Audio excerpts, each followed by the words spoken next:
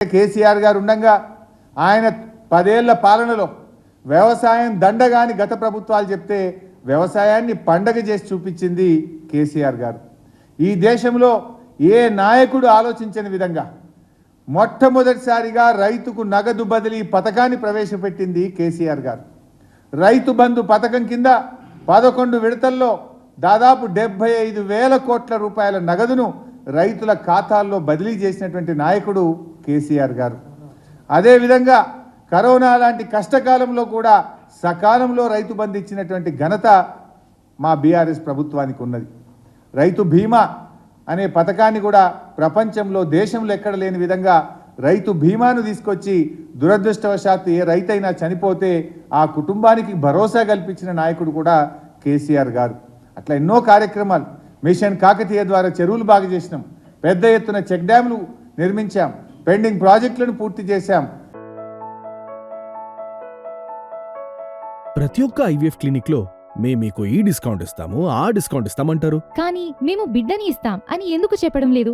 మనం ప్రామిస్ కోసం డబ్బులు ఇస్తున్నామా లేదా తల్లిదండ్రులు కావడం కోసం చెల్లిస్తున్నామా? నోవా ఐవీఎఫ్ దాగిన ఖర్చులుండవు, మీరు నమ్మగల నైపుణ్యం మాత్రమే. మరి కొత్త ప్రాజెక్టులు కూడా కట్టి 10 ఏళ్లలో రైతు యొక్క ఆత్మ గౌరవాన్ని పెంచే విధంగా మరి కేసీఆర్ గారి ప్రభుత్వం, మా బీఆర్ఎస్ ప్రభుత్వం కృషి చేసింది. కానీ దురదృష్టం ఏంటంటే రాష్ట్రంలో అధికారంలోకి వచ్చినటువంటి ఈ కాంగ్రెస్ ప్రభుత్వం 4 నెలల్లోనే రాష్ట్రంలోని రైతులకు కన్నీళ్లు పెట్టించింది. వ్యవసాయాన్ని నిర్వీర్యం చేస్తూ ఉన్నారు, రైతుల్ని పట్టించుకోవడం లేదు.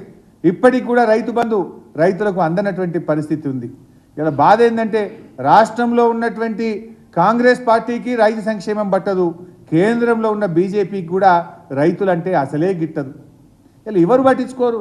తీవ్రమైన దుర్భిక్ష పరిస్థితి, కరువు పరిస్థితులు, 20 లక్షల ఎకరాలు పంట ఎండిపోతే రాష్ట్ర ప్రభుత్వం నుంచి మంత్రులకు ముఖ్యమంత్రికి తీరికలేదు. అధికారులు వెళ్ళి కూడా కనీసం ఎంత నష్టం జరిగిందో చూడరు. కేంద్ర బృందాలు రావు. రాష్ట్ర ప్రభుత్వం కేంద్రాన్ని అడగదు, కేంద్ర బృందాలు పంపండి, కరువు పరిస్థితిని సమీక్షించండి అని రాష్ట్రం అడగదు, కేంద్రం అంతకంటే పట్టించుకోదు. కాంగ్రెస్ బీజేపీ 2 ప్రభుత్వాలు కూడా ఇవాళ రాష్ట్రంలోని రైతుల పట్ల తీవ్రమైన నిర్లక్ష్యం చూపుతా ఉన్నారు. ఈ పరిస్థితికి ఇటు కాంగ్రెస్ అటు బీజేపీ 2 కూడా ఈరోజు బాధ్యత వహించాల్సినటువంటి అవసరం ఉంది. ఇవాళ ఈ 2 పార్టీలు కూడా రాజకీయ చేరికల మీద టైం పెడుతున్నారు. అటు కేంద్రంలో అధికారంలో ప్రభుత్వం కానీ రాష్ట్రంలో అధికారంలో ఉన్న ప్రభుత్వం కానీ ఏ నాయకుని గుంజుదాం, ఏ నాయకుని మీద అక్రమ కేసులు పెడదాం, ఏ నాయకులను బెదిరించి లొంగ తీసుకుందాం అనేటువంటి దాని మీద మీకు సమయం పెడుతున్నారు తప్ప రాష్ట్రంలోని రైతుల ఆవేదన తీర్చే విషయంలో కానీ రైతుల్ని ఆదుకోవడంలో మీకు ఏమాత్రం కూడా శ్రద్ధ లేదు. ఇలా చేరికలు కాదు, రైతుల కన్నీళ్ళ చారికల వైపు చూడండి. మీ చూపు రాజకీయ పార్టీల చేరికల మీద కాదు, రైతుల కన్నీళ్ళ చారికల వైపు చూడాల్సినటువంటి సమయం ఇది. రాజకీయ ప్రయోజనాలు కాదు, రాష్ట్రంలో రైతు ప్రయోజనాలు అనేటువంటివి చాలా ముఖ్యమైనటువంటివి. దాని మీద మీరు దృష్టి పెట్టాలని చెప్పి మేము డిమాండ్ చేస్తూ ఉన్నాం. ముఖ్యంగా ఇంకో విషయం, ఇవాళ మేము ప్రభుత్వాన్ని కూడా ఒకటే విషయం కోరదలుచుకున్నాం. రాష్ట్ర ప్రభుత్వం